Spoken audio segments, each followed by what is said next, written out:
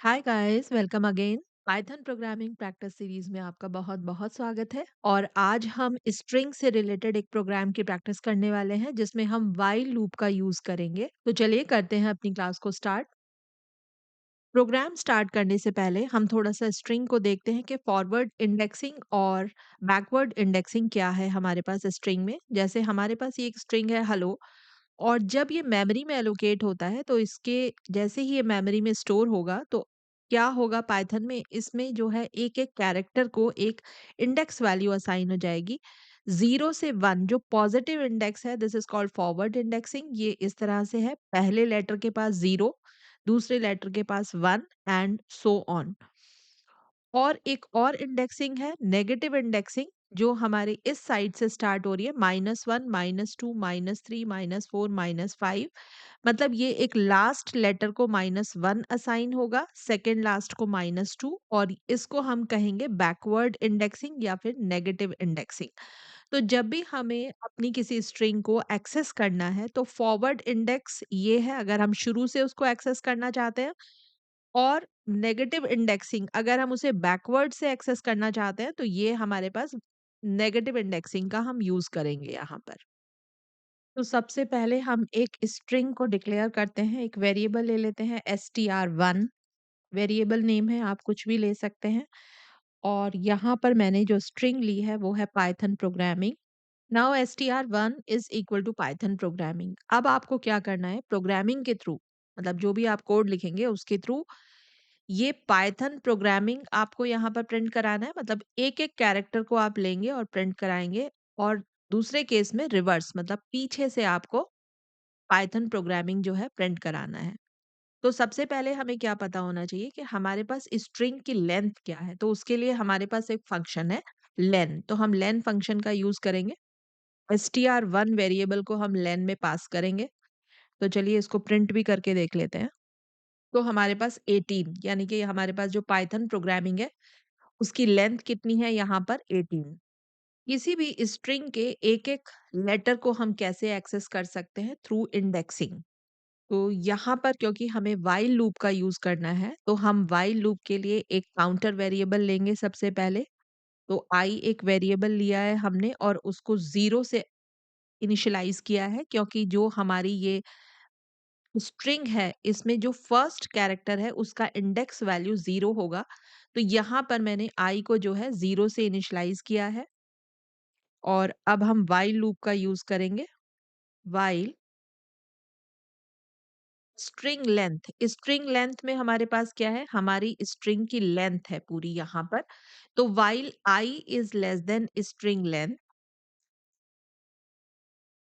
Index value हमारी हमेशा square bracket में मेंशन होती है, आई। और हमें अपनी जो स्ट्रिंग है वो हॉरिजॉन्टल लाइन में चाहिए, तो यहाँ पर हम देंगे एंड इज इक्वल टू, और सिंपल आई जो व्हाइल लूप के लिए हमने काउंटर यूज किया है उसको हम 1 से अब इंक्रीमेंट करेंगे। तो चलिए अपने इतने कोड को हम रन करके देखते हैं यहाँ पर। तो यहाँ पर हमारे पास एरर है EMD। देखिए ये यहाँ पर जो है मिसप्रिंट हो गया है मुझसे, स्पेलिंग मिसप्रिंट हो गई है, END है ये एक्चुअली। इसको हम करेक्ट कर लेते हैं, ये हमारी सिंटैक्स एरर है यहाँ पर END। और अब हमारा कोड जो है परफेक्टली करेक्ट है, और देखिए यहाँ पर प्रिंट होकर आया है पाइथन प्रोग्रामिंग। अब ये किस तरह से एग्जीक्यूट हो रहा है, इस प्रोग्राम को समझने के लिए हमें एक तो इंडेक्सिंग समझना पड़ेगा कि स्ट्रिंग के अंदर किस तरह से इंडेक्सिंग होती है। उसके लिए हमारे पास प्रॉपर क्लास है, अगर कुछ भी डाउट होंगे तो हम उस क्लास में जाएंगे और उसको अच्छे से देखेंगे। फिर हमारे पास व्हाइल लूप के एग्जीक्यूशन को समझने के लिए एक प्रॉपर क्लास है। अगर इसमें भी कोई प्रॉब्लम है तो हमें व्हाइल लूप को अच्छे से समझना पड़ेगा। यहाँ पर मैं एक बार मैनुअली इसका एग्जीक्यूशन बताती हूँ आपको। I is equal to 0। Now while I, अब स्ट्रिंग की जो लेंथ है ये हमारे पास व्हाइल में कंडीशन है, प्रिंट str1 और आई, यानी कि आई की वैल्यू अभी हमारी क्या है यहाँ पर हमारी आई की वैल्यू है 0, तो str0। तो str10 पे हमारा कौन सा लेटर है, P। तो ये यहाँ पर P ऐसे प्रिंट हो जाएगा और हॉरिजॉन्टल लाइन के लिए हमने ये प्रिंट का यहाँ पे कंडीशन मेंशन की है। अब I की वैल्यू इंक्रीमेंट हो जाएगी और फिर व्हाइल लूप पर जाएगा।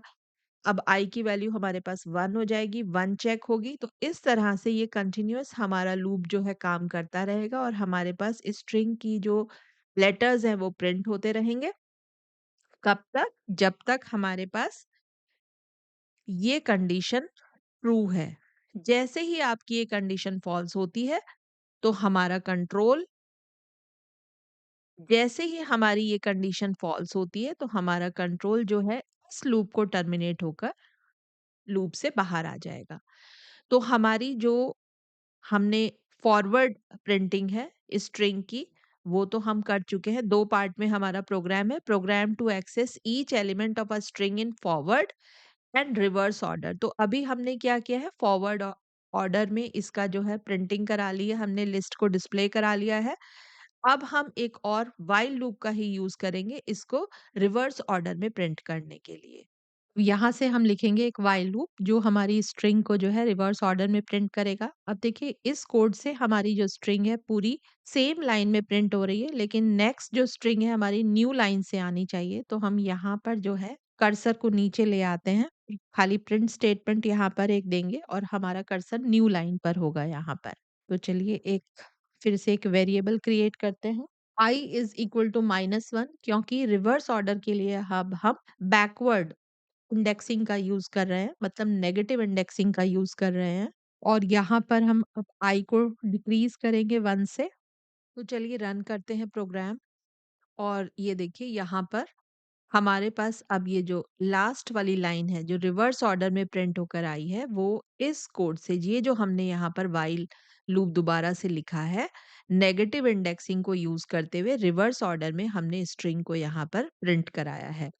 क्योंकि सबसे पहले हमारी जो I की वैल्यू हमने इनिशियलाइज़ की है वो -1, तो यहाँ पर जब str1 के साथ -1 आएगा तो हमारे पास कौन-सा ये लास्ट वाला लेटर, क्योंकि इस लास्ट लेटर को -1 इंडेक्सिंग मिली हुई है। अगर हम बैकवर्ड इंडेक्सिंग की बात करेंगे, नेगेटिव इंडेक्सिंग की बात करेंगे तब, तो देखिए यहाँ पर जी जो है हमारे पास ये प्रिंट होकर आया है। और इसी तरह से व्हाइल लूप का एग्जीक्यूशन होगा और हमारे पास जो सारी स्ट्रिंग है वो रिवर्स ऑर्डर में प्रिंट होकर यहाँ पर आ रही है।